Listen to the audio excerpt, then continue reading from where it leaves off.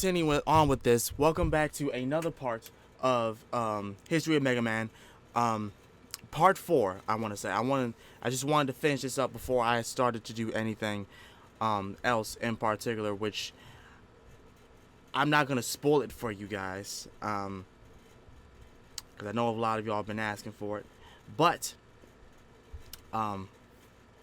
we're back with more content creating. I am alive and well, and I thank you guys so much for being patient and, considering my mental health more than the entertainment that's on the channel. So I appreciate you guys for doing that. I really do. That being said, let's get on into this History of Mega Man, Part 4. I want to say, yep, History of Mega Man, Part 4, by PatmanQC.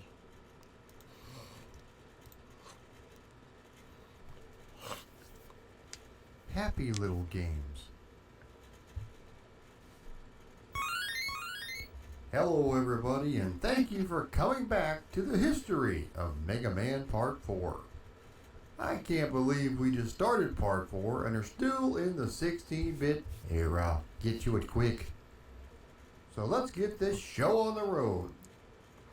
If you have been a fan of my channel over the last 3 years, then you know I am as thorough as a proctologist when it comes to these games.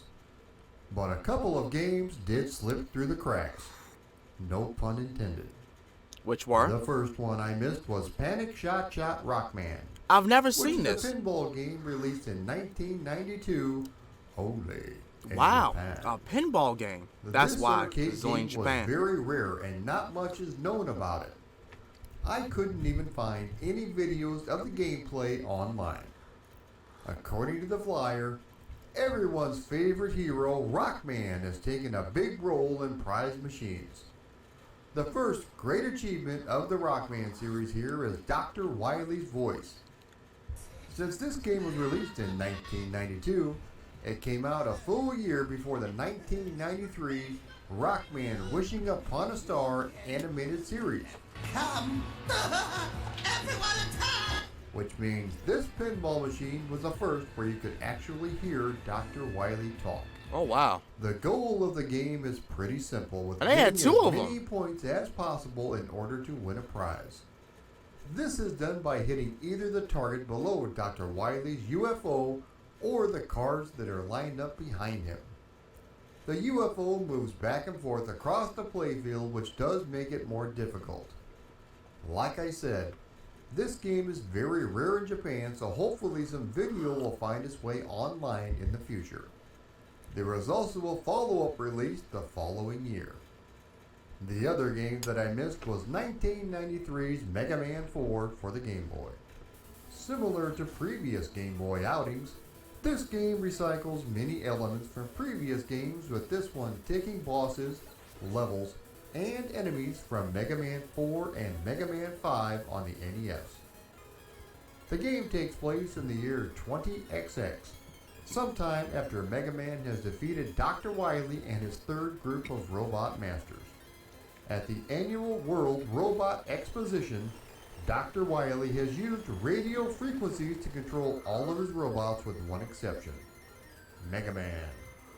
As Dr. Wily distributes 8 of his robot masters, the Blue Bomber must take them all down and confront Dr. Wily once again.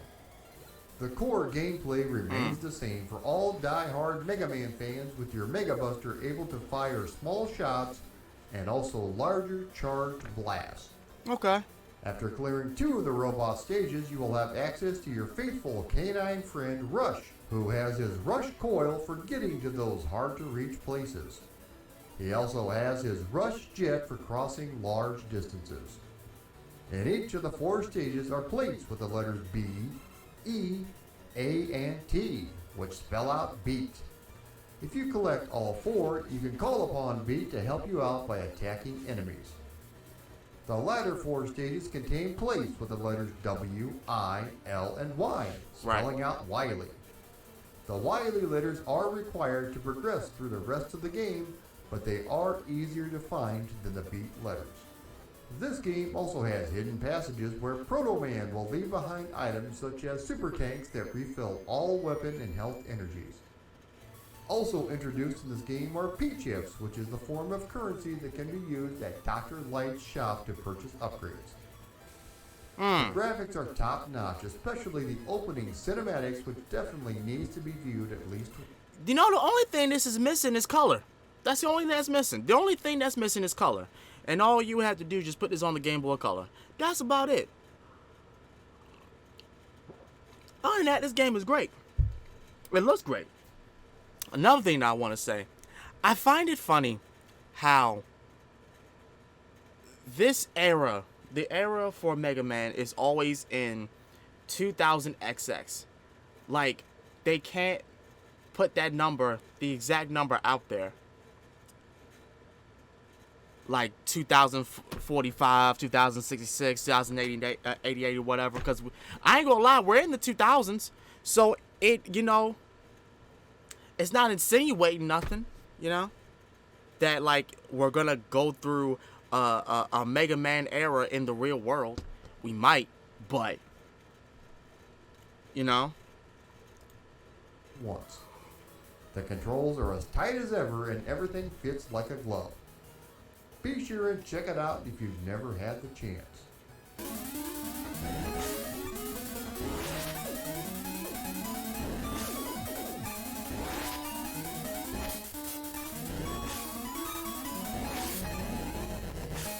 Nice.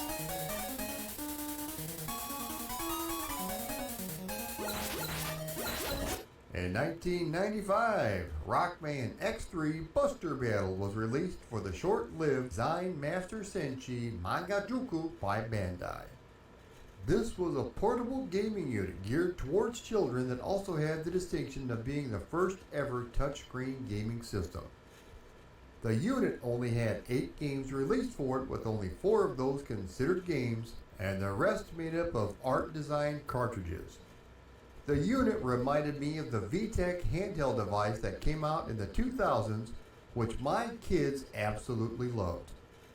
There were 2 different Mega Man X Buster Battle cartridges released for the system. The first one is the game cartridge, where you can choose between regular X, Armored X, or Zero. You then insert several parts into them. It scans them in, and when done, it gives your character stats based upon what you put in.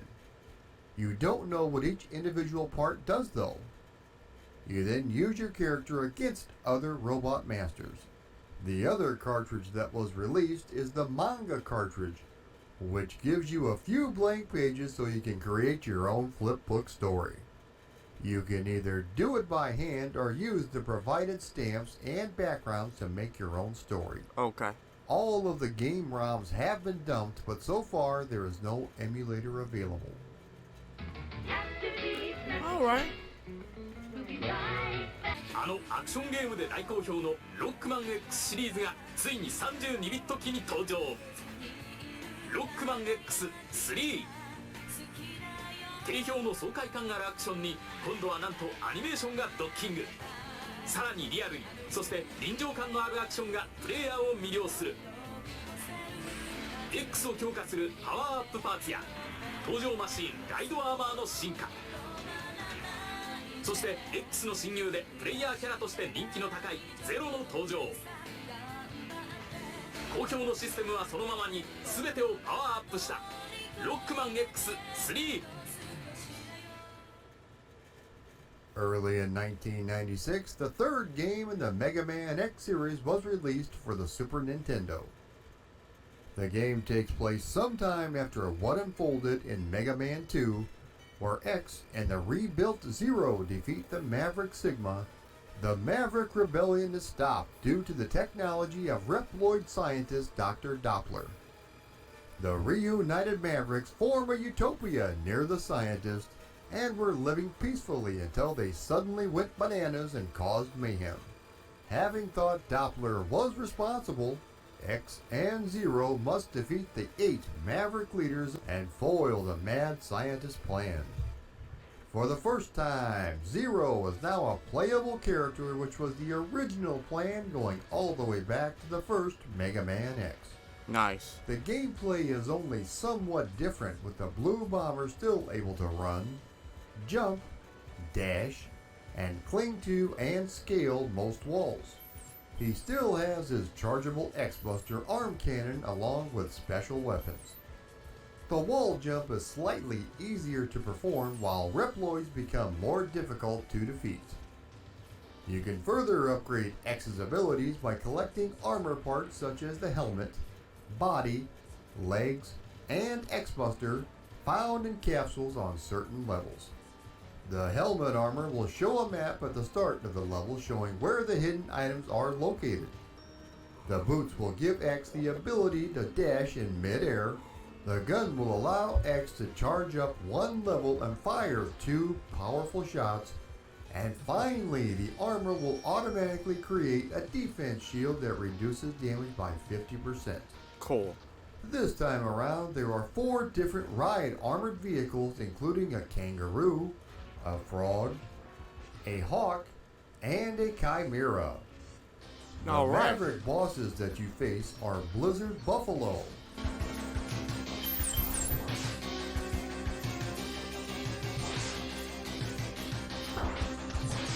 Toxic Seahorse,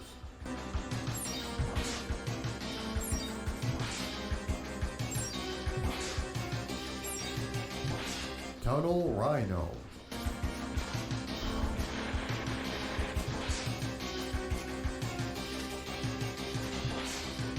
Volt Seafish,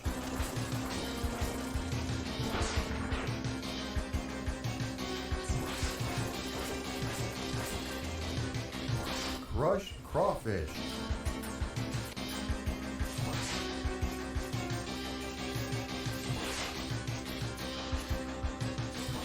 Neon Tiger,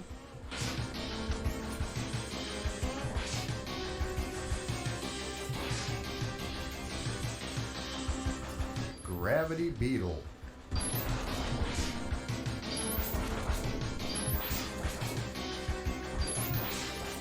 and Blast Hornet.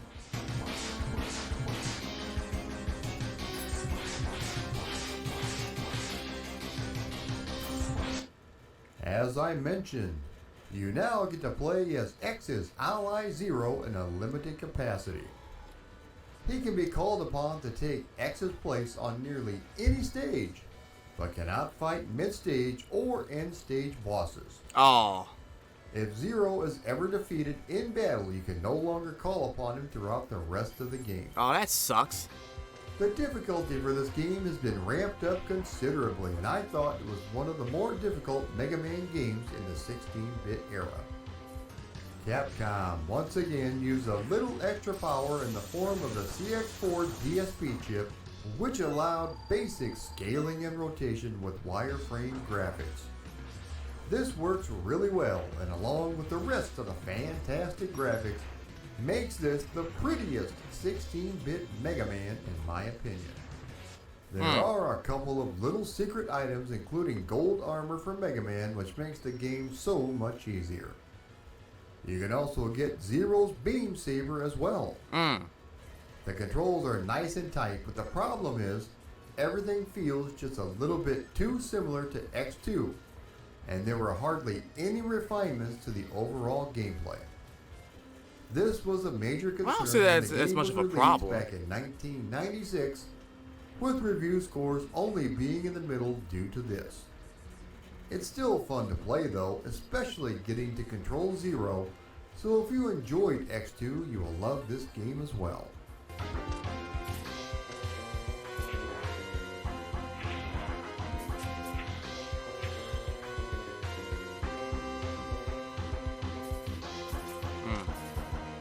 It looks cool.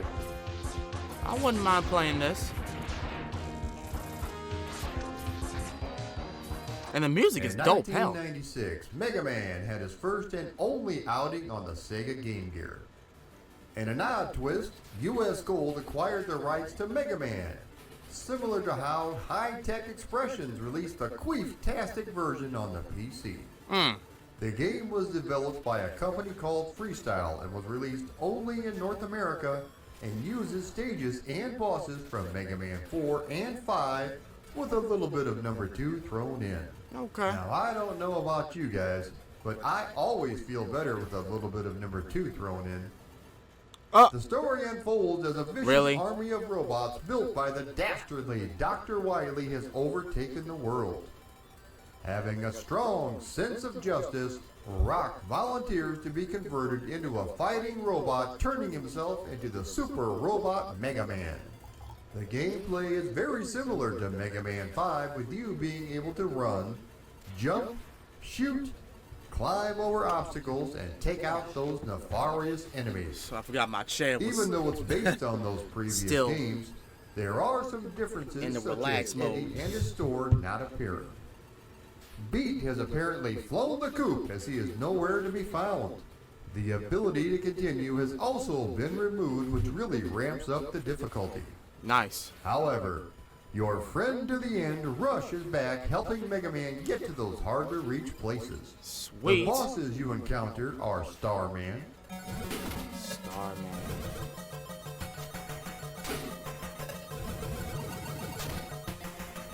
Bright Man, Right now.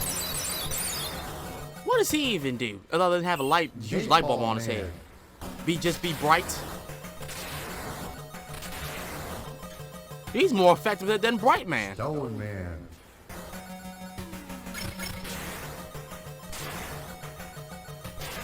Wave Man, Wave Man. Those aren't waves, those are like and geysers. Toad Man. That's okay, Toad Man. So you jump a lot. The graphics look nice, especially on an actual Game Gear. It appears as if stage layouts and sprites were transferred over one-to-one from the NES, but the smaller Game Gear resolution means everything is zoomed in, which results in a lot of blind jumps, which is very frustrating. I can recall getting this back in the day and loving the fact that there was a portable version of Mega Man that I could actually see, unlike the Game Boy version. It received mostly positive reviews and is definitely worth checking out if you are a fan of the Game Gear and also of Mega Man.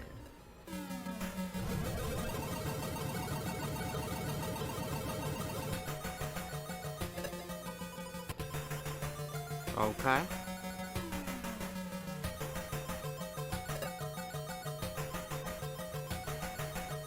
Honestly, I wouldn't mind giving this a try. Also released in 1996 was the follow-up to the first Mega Man arcade game, which was titled Mega Man 2: The Power Fighters. Running strictly on the CPS2 Capcom hardware board, this game could almost be considered an update because there isn't much new as far as the gameplay goes. Okay. You have 4 playable characters to choose from, including Mega Man, Proto Man, Bass, and Duo. Duo would make his debut in Mega Man 8, which would debut a few months after this game's release. This is definitely a tie-in, with Duo's ending telling the player to purchase the upcoming home game to learn more about him.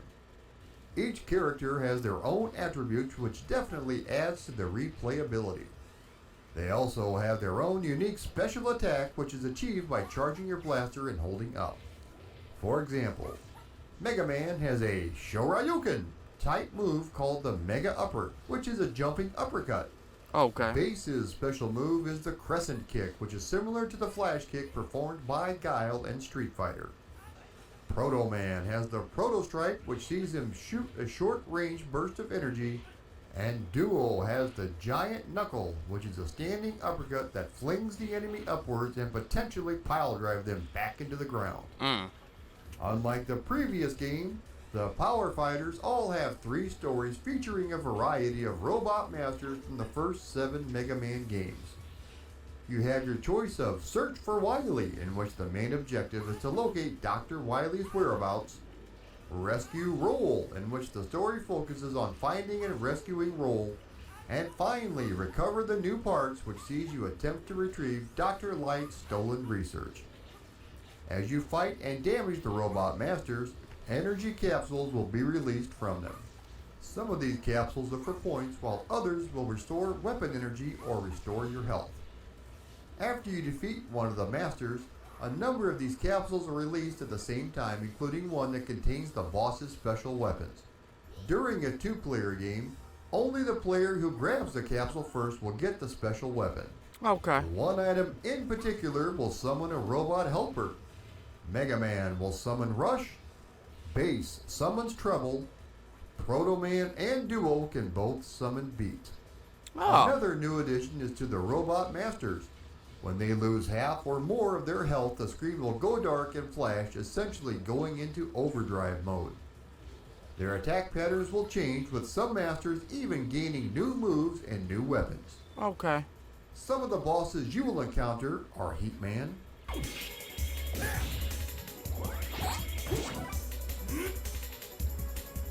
Shadow Man,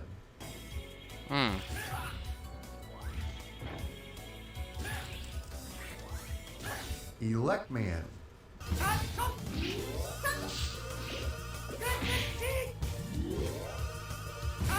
Dive Man,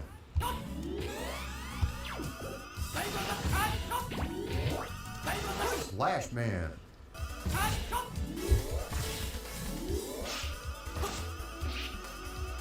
Air Man, Airman.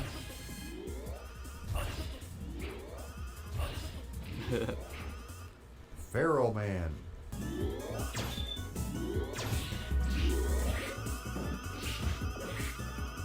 Quick Man,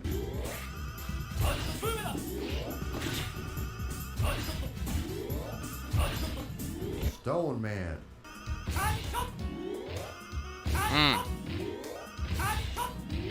and Plant Man, among others. Among others. Meaning he's trash. The game is a lot more difficult this time around, as the Robot Masters are faster and hit a whole lot harder. This should be considered Mega Man 1.5, as there really isn't a whole lot that's different from the first game. Again, it's still fun to play, especially with a mate in simultaneous two-player mode. The arcade game is pretty rare, especially here in the States, but it was released as part of the Mega Man Anniversary compilation, as well as the Japanese Rockman Power Battle Fighters. Cool. There was also a version released for the Neo Pocket Color entitled Rockman Battle and Fighters. Neo Pocket with everything Color. stripped down, with the character sprites falling more in line with the 8-bit style on the NES. That should belong to Don't Game let Boy. the graphics fool you though, as it plays fantastic. That kind of stuff should have belonged on the Game Boy, bro. What?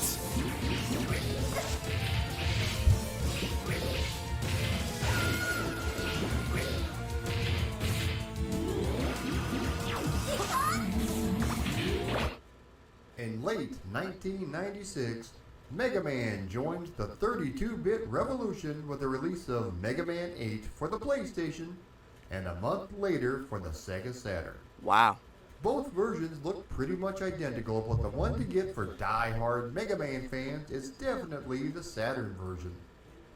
There are some extras that make it worth your while, including a music and voice sound test. Of course, you gotta go with that. Full motion video at your leisure, and hidden bonus battles against Cutman and Woodman. Oh, wow. This was the first game designed from the ground up for the next generation systems, and it definitely shows. The game introduces a brand new art style along with approximately 15 minutes of full motion animated cutscenes. Really? The game was released on the 10th anniversary of the first game appearing. As the story goes, the game takes place in the year 20XX and shortly after the events of Mega Man 7. Go 20XX again. Two mysterious beings battle in outer space before crashing down to Earth, causing Mega Man to investigate. When he reaches the giant crater, Dr. Wily is seen flying away with a purple orb, leaving behind the damaged robot, which he sends back to Dr. Light for repair. Once again, Dr. Wily sends a brand new group of robot masters to take on Mega Man. The blue metal hero must battle the evil forces of Dr. Wily while investigating the connection between the purple orbs and the damaged robot. Speaking of the cutscenes, I might as well get this out of the way. The game was great fun to play in my opinion, but it was also so spectacularly bad at the same time. What was so bad about it? The cutscenes. While they were animated nicely, the voice acting would make the TV show Full House Emmy-worthy material. Really? You got it, dude. Oh, gee. Dr. Light sounds like Elmer Fudd on acid, and he can't even get through his lines without messing up. Huh? Mega Man sounds more like Mega Baby, as it appears his sack hasn't I need even to hear dropped this. Just listen, and you'll see what I mean. Yeah, let me What see do you it. make of these? These seem to be energy resources. But I've never seen this type on Earth. I don't...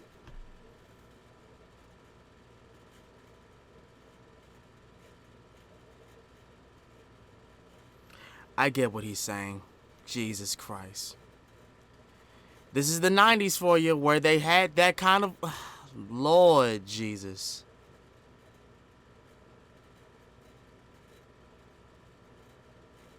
And Mega Man's voice, he sounds like he's 10 years old.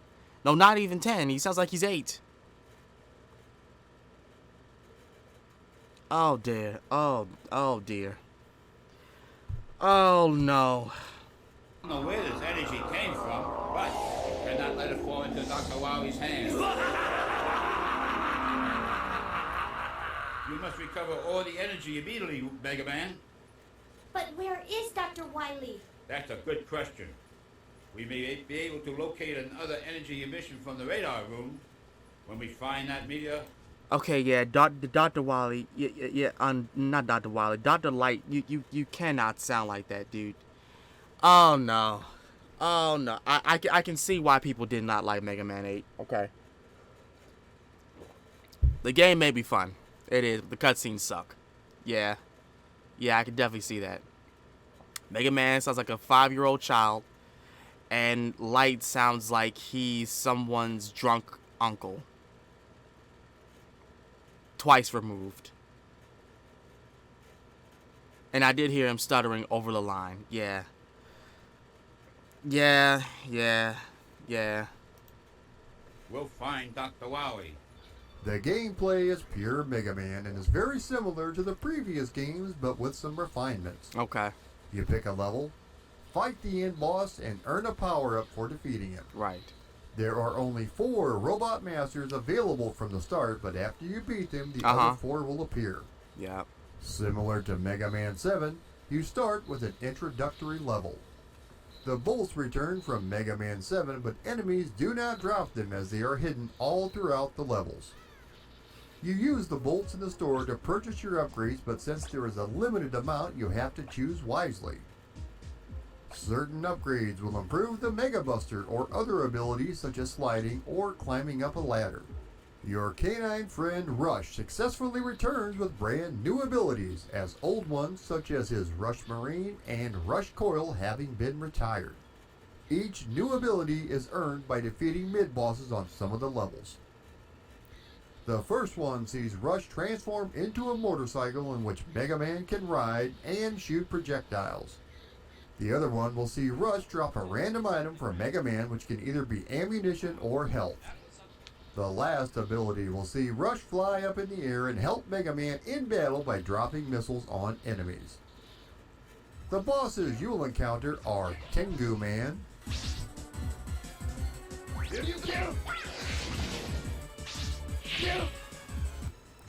Grenade Man, Black bomb!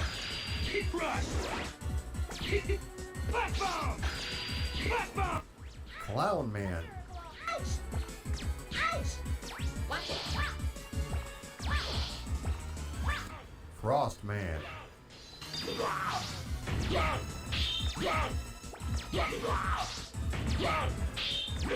Astro Man,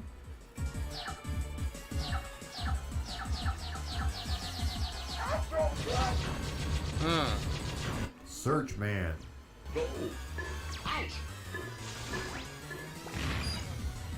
Ouch! Sword Man, Fire Slash. Sword Man. and Aqua Man, who is no relation to our superhero friends with the finny fin fins. Oh my goodness.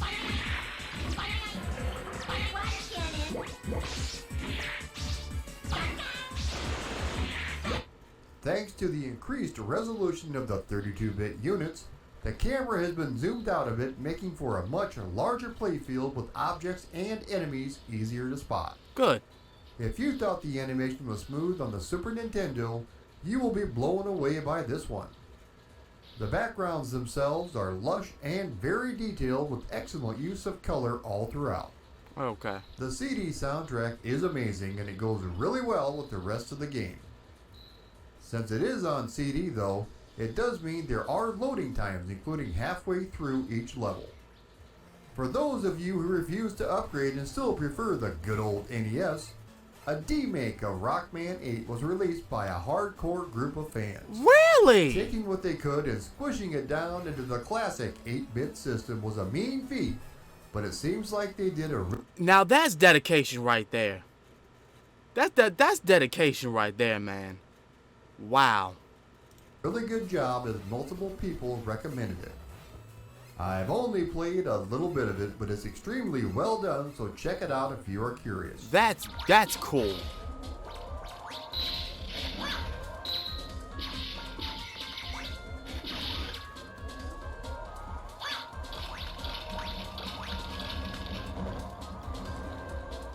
Yeah, the game don't look bad. The cutscenes suck though. Yeah, the cutscene voices suck. And that brings us to the end of part 4 on the history of Mega Man. All right. I hope everyone has been enjoying the series, but there are more than a few parts to get to. If you have any questions or concerns on the series, please drop me a line. If you like this video, All right. Well, oh shit. I clicked on something else. My bad. I'm sorry. I goofed up.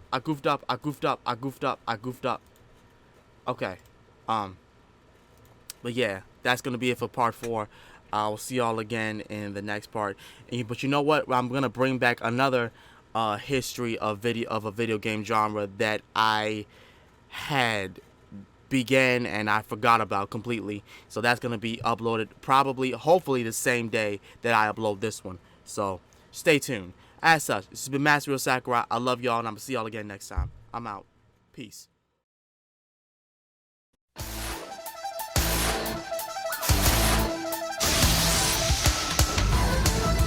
Fighting robot, megaman.